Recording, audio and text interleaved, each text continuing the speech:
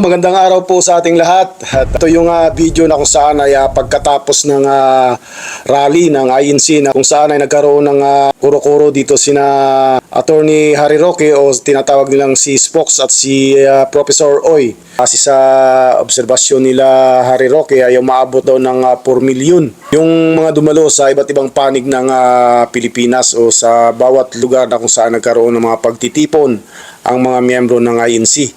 At yun nga, kasi sa kanilang estimate ay umabot ito ng mga 4 million katao ang dumalo sa pagtitipon na ito at napakaganda ng mga katagang nabanggit ng INC. Sabi nga ni Harry Roque ay yung mga salitang dapat kumukumbinsi para magkaroon ng kapayapaan na hindi ginagamitan ng mga salitang mararahas at ito'y binalot ng mga mensahe na talagang napakagandang pakinggan. At bago po ang lahat, kung hindi ka nakapag-subscribe, i-subscribe mo na po yan at isama mo na rin ang notification bell para magbigay update sa inyo kapag tayo nag-upload ng mga bagong video.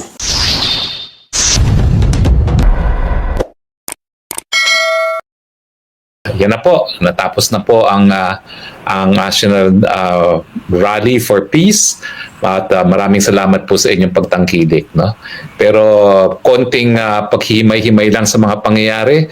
Siguro bagamat malinaw ang naging mensahe ng Iglesia sa pamamagitan ng mensahe ni Congressman Rodante Marcoleta na ang tinututulan nila ay kaguluhan, dulot ng pamumulitika, na sa tingin nila banta sa kapayapaan itong impeachment ng ating Vice President Inday Sara Duterte at ang mga gawain ng TWAD Committee at ng Good Government Committee na sana ay inuubos ang kanilang resources, ang kanilang panahon, ang kanyang talino para maghanap ng solusyon sa problema ng mataas sa presyo ng bilihin at kawalan ng trabaho at mababang sweldo. So yan lang naman ang simpleng panawagan ng Iglesia na sinamahan ng sambayan ng Pilipino dahil sa tingin ko lahat sila ay parehong pananaw. Tama na yung paninira, tama na yung pamumulitika at tupagin naman ang pangangailangan ng sambayanan. Tingnan natin kung meron tayong mga vloggers na makakapasok ngayong patapos si na. Rose. No? Oo, at Rose, nandiyan ka ba Rose? Sige, pasok Rose. Si Juna Bines kaya, para malaman natin ang pangyayari sa Cebu, no? Pwede natin kontakin si Juna Bines. Kanina So far, kasi pumasok siya. so far kasi wala pa siya. Nandun siya sa rally mismo. Oo, baka. Ang si Rose aakyat ata. Papasok dito.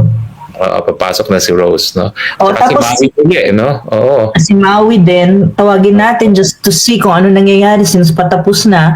At the same time, folks, according to one of our team member, kinokontak nila si Congressman Marcoleta kung pwede siya makapagsalita before tayo mag-discuss at mag-synthesize ng mga nangyari sa araw na ito. So, magbibigay ako ng update sa iyo kung na-contact na, pero now they're waiting for reply.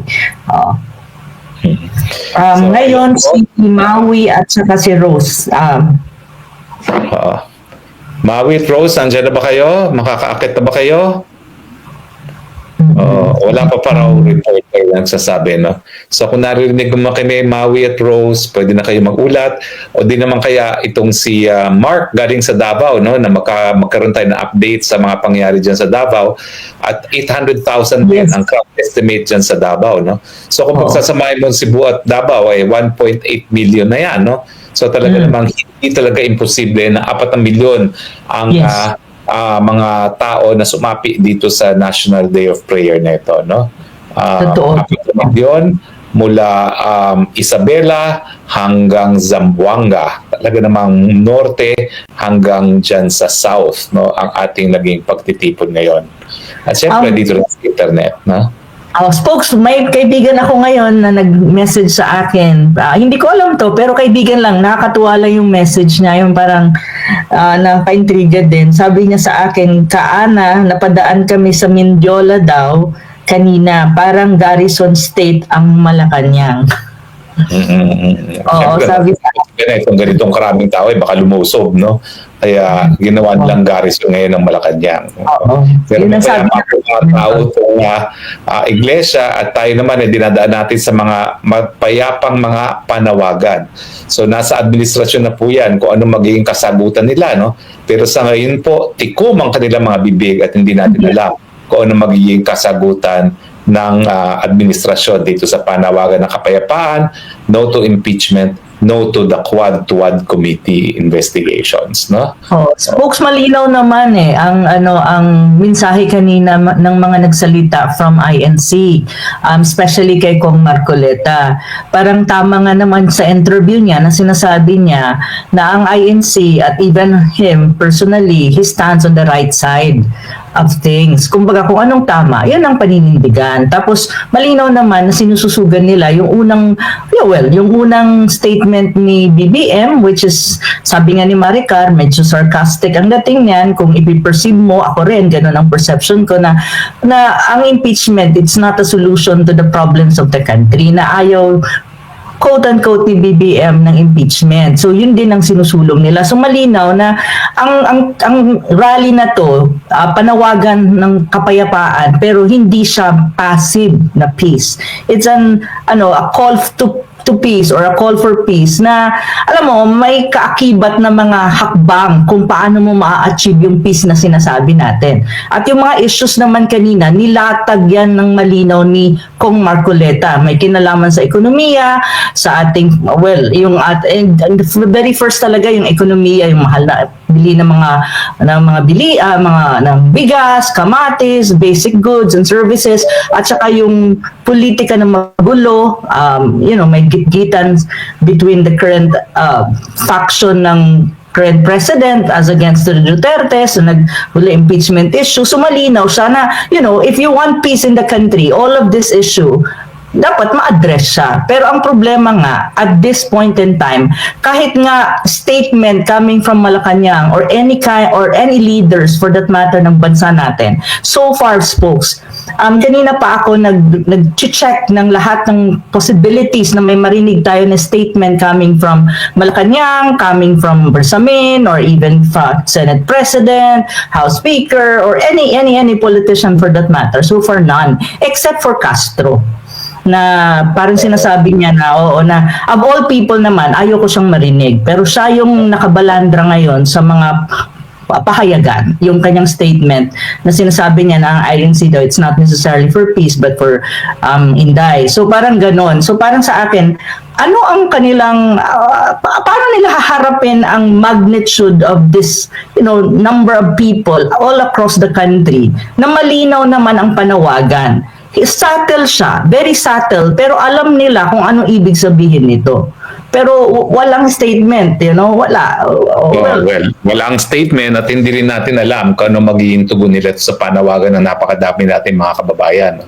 Yan po ay 4 na milyon na sumuporta physically, at nagpunta talaga sa mga rallies. Pero bibilangin pa natin yung mga nasa internet, na napakadami din. So, madodoble yan.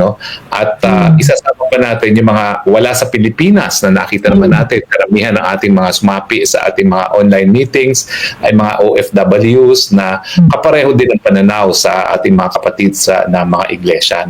So, siguro naman malinaw na ang mensahe talagang panawagan na nanggagaling na sa sambayan ng Pilipino at ngayon po, tikom ang ating Marcos kung ano ang kanyang kasagutan dito.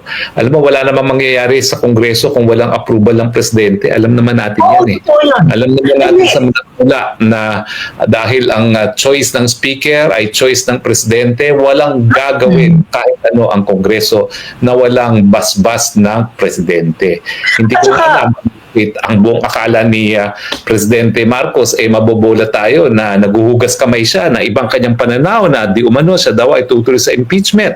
Jesus Mariosep. Hindi lang Oo naman, spokes, di ba? Parang hindi naman tayo. Pinsan mo pa yan, no? Hello?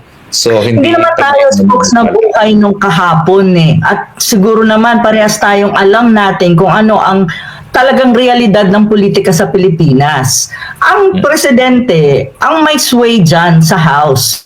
Even if it's the speaker, it's still the president at the end of the day. Hindi naman gagalaw ng ganun-ganun lang ang mga tao na kaalyado niya sa House kung wala man lang kahit na counting bus galing sa nakakataas. Of course not. We're not stupid. We're not like fools. I mean, come on, ngayon nasa labas tayo ng bansa, pero my God, from siguro nabuhay ka hanggang sa adult life mo, alam natin kung paano nagra-run ang politika at yung real politic ng Pilipinas. So, hindi natin pwedeng, well, ako kasi sarcasm na kasi yun. Pero sa akin, I was interviewed 2 days ago by Bombo Radio, tapos tinatanong nga nila ako, do you really think that the president has nothing to do with the impeachment and all of these things? Sabi ko, come on, give me a break. Sabi ko, ano yun? Sabi ko, gagalaw sila ng walang bas-bas from the up. Sabi ko, that's really, I mean, for anyone na maniniwala doon, I mean, come on. It's not realistic. It's not even believable to a greater extent. Kaya ako, ang sinasabi, parang there's a lot of sarcasm dun sa statement ni Kong Marcoleta sa speech niya. It's more of sarcasm kasi. Pero which I like. I actually like. And it's a very strategic way of messaging. For me, that's very strategic. Kaya, at the end of the day, sabi ko nga, subtle masyado. Pero sino man sa mga Pilipino na nag-iisip, nakakaramdam, at yun, naiintindihan yung issues ng bayan. At sabi, kanina nag-agree ako kay Maricar, nasa grassroots ang INC, totoo yan. Almost lahat ng barangay, karamihan ng towns or city, may small, big towns yan, may kapilya ang INC. Kasi sa amin sa Samar, and even Leyte, even in my own small town, mayroon talaga silang kapilya, 2, 3. So nasa grassroots yan sila. So nafe-feel nila ang hirap ng buhay at kung ano talaga ang issues on the ground. So kaya kung makikita mo, may subtle na mensahe pero alam nila kung anong issues ng bayan. At nararamdaman nila. Ano bang ibig sabihin ni Prof. Ana doon sa subtle? Ang subtle po ibig sabihin ay hindi obvious, okay? Hindi diretso ang mensahe na pinarating ng Iglesia ni Cristo, no? Ibinalot nila sa mas magagandang salita na panawagan sa kapayapaan, pero ang talagang sinasabi na tigil na ang pagiging balasubas. ng mga politiko, no? Yun po yung not subtle way of saying this, no? Natigil na ang kaya ni spokes yan. Anyway, pero ang tanong ngayon ay hindi lang kung anong ang kasagutan ng ating presidente na siguro ngayon ay nasa ibang mundo at meron naman talaga siyang pinagtataguan ng mundo kapag hindi niya maharap ang realidad. Ang tanong po is ano na mangyayari sa pang-araw-araw na buhay ni Juan de la Cruz? Well, bago naman po magsimula ang programa, alam naman natin na isa sa tinatanong natin sa lahat ng aking naging panahuhin, paano ang mangyayari bukas pagising natin? Magbabago na ba ang Pilipinas? Well, sa tingin ko po, magkakaroon po ng pagbabago. Dahil bago po nangyari ang araw na ito, hindi tayo sigurado kung kaya na naman natin magkaisa bilang isang bansa. Kung kaya na naman natin manindigan bilang isang bansa. No? Bagamat tayo po ay iba-ibang paniniwala, ibang ating mga antas sa buhay. Pero ngayon po napatunayan natin, buhay na buhay pa rin yung pagkakaisa natin. Lalo na kung itong pinag-uusapan ay kapakanan ng bayan, kapakanan ng buhay ng ordinaryong mga Pilipino. Hanggang sa ngayon ito dahil sa nagtatalakay nga rito sina Harry Roque at ang isang profesor na ito, sinasabi nila na hanggang ngayon ay wala pang response ang Malacanang tungkol sa nangyaring rally na ito. At yun, base na rin nga sa pahayag ng ni Professor Oy ay hindi naman tayo kahapon lang pinanganak para yung sinasabi ni Pangulong Marcos na ayaw niya sa impeachment, pero bakit pilit na isinisiksik ito ng ilang mga mambabatas na magkaroon ng impeachment? So isa kang pangulo at ikaw ang namumuno sa mga yan. So ibig sabihin may bas-bas pa rin daw ng pangulo ang gusto nilang mangyaring impeachment na ito. So yun lamang po, at kung nagustuhan mo ang video na ito, paki-share at paki-like na rin, at kung nais mong magpahayag ng iyong opinion, komento o reaction, i-comment lang po ninyo sa comment section sa ibaba mismo ng video na ito. Hanggang sa muli po, maraming salamat, mabuhay po kayo and God bless po sa ating lahat.